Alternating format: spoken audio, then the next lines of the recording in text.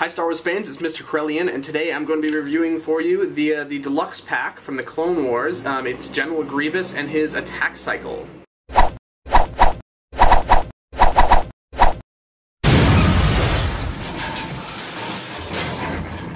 So this pack immediately caught my eye because I don't have a Clone Wars Grievous. I have the Vintage Collection Grievous, the one that comes with the big cape. And I was pretty happy with him, but the figure itself, it always felt kind of flimsy. He always had, you know, his hands would fall off or something like that. And although I really liked some of his features, that, you know, he could break apart his arms, and the cape was fantastic. This cape from the Vintage Collection Grievous was just the coolest thing, with the little pockets for the lightsabers and all that. I was never, you know, that impressed by this guy, but I'd seen a lot of the Clone Wars Grievous and figured I'd want to take a look at one, and well, this one came with a vehicle too, so I said this was the perfect opportunity to get a Grievous. So let's talk about this Grievous first of all. So let's start with the articulation on this guy. He has a ball-jointed head, ball-hinged shoulders and elbows, swivel wrists, ball-jointed hips, ball-jointed knees, and swivel ankles. Really, this articulation is fantastic, especially with how far these ankles can swivel. That allows him to have like a great platform for anywhere that he stands. I mean, see how big those feet are right there. It's just great for posability. He can do all sorts of cool action poses.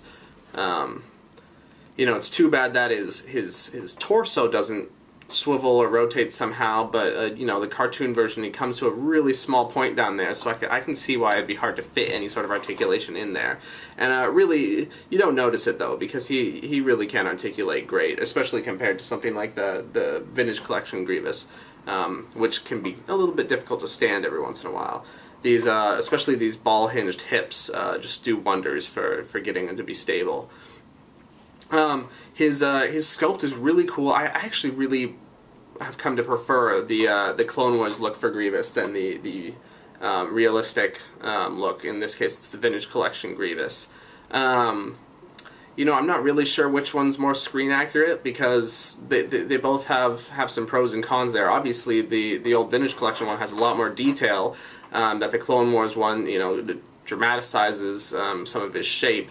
But at the same time, I feel like Grievous in the movie was this, you know, thin robot. I mean, he was large in stature, but you know, he was just a bunch of wires and rods. And although they get that in this Grievous, he really comes across as like a really thick guy. And this is that sort of spidery, spindly guy. So I actually really like this version. However, the only problem with this Grievous in particular is that there really isn't much paint to speak of. You know, you look at something like the battle-damaged Grievous, which has, you know, just all sorts of detail, and then the interchangeable painted parts for where he's, you know, been hurt. And this Grievous just doesn't have any of that. You can even see, well, you probably can't see it because it's not painted, but he has little you know, sculpted little lines and sculpted, you know, features on his face and his body that don't have any paint applied to them, and it's just, you know, looks kind of bland. So this Grievous, you know, is not as good as some of the other Clone Wars Grievouses, although it is still good because it still has a great sculpt and great articulation. It's just that the paint is pretty much as basic as they could get away with. But let's go on to the actual vehicle, because that's what people probably want to look at. In order for me to show you the vehicle, I gotta take off these accessories. So let's see. It comes with an accessory. This is, you know, one of those electro staffs. It doesn't have any of the sort of like pink electric stuff that I think the Magnagars came with a similar thing. And then it also comes with this green lightsaber. It's just kind of a generic one. Those are the two accessories, and they actually go onto the vehicle with these two little hooks on either side. However, you're seeing one of the problems with the hooks is that they're a little too wide to fit this electro staff very well. It tends to slide around. And then they're a little too thin to really fit the lightsaber well without, you know, stretching open the claws. And in the pictures, they show it, you know, holding the lightsaber by the blade, but that doesn't really make any sense. In fact, I don't know why they need to stay on this at all. Which really, you know, while we're talking about it, that's one of the things that is a problem with this attack cycle. It doesn't have very many features. The features that they do tack on, these little, you know, claws to hold the accessories, seems kind of silly. Like, I don't see why you would need it there. I don't even know how you could come up with the idea of, oh, let's, you know, have a rack for the lightsaber to clip into. I don't know. It's kind of strange. The other accessory, or the other feature, you know, that's said on the box, that's advertised on the box, that Grievous can sit in here, but that's like, no duh. And then it has some wheels on the bottom, and that's nice, you know, so you can actually roll it around. But that's pretty much it. There's no movable parts on this. It kind of looks like these, you know, these gears or whatever ought to be able to turn in place, and actually that would have been really cool. That might have been enough to make me really like this.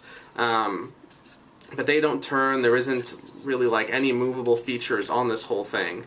The only thing is that these guns can come off, but that's mostly just for packaging constraints. You know, actually when you first get it, this whole half is off, and you have to put it on when you first take it out of the box. But yeah, there's nothing really going on with this. I mean, it looks really cool. It fits Grievous just great, especially because he's so articulated that he can actually fit in there in a cool way. It's got a variety of colors. They didn't go they didn't go that far with it, but they do have, you know, they have the tan, and they have this, you know, bluish gray, and then they have the dark bluish gray. What else do they have? They have a lighter gray for those guns on the side, and then they have green accents all over the place. It's on the guns and on these little guns here, somewhere inside the console. So they did a pretty good job with paint, but overall there's nothing outstanding about this this vehicle. It really could have used you know, a good feature or two. Maybe a little launching missiles or something like that, or something that moved. I mean, it would have been, you know, fantastic if these could come apart and turn into claws like we see in Episode 3, but I don't know, maybe this isn't the same attack cycle. Maybe this is a pre-Episode 3 attack cycle that just rolls. I always get that sort of stuff wrong. So yeah, I mean, you know, it's got a great Grievous, but there are better ones out there. It's a pretty good vehicle that, you know, is unique, and you know, is one for the main character, Grievous, so that's reason enough to buy it. But there's nothing particularly outstanding about this. So yeah, tell me what you think of it, and I hope this review helped you. May the Force be with you, and see ya. Oh, but before I go, doesn't Clone Wars Grievous look really cool in the Vintage Collection Grievous's cape? Man, that cape's awesome.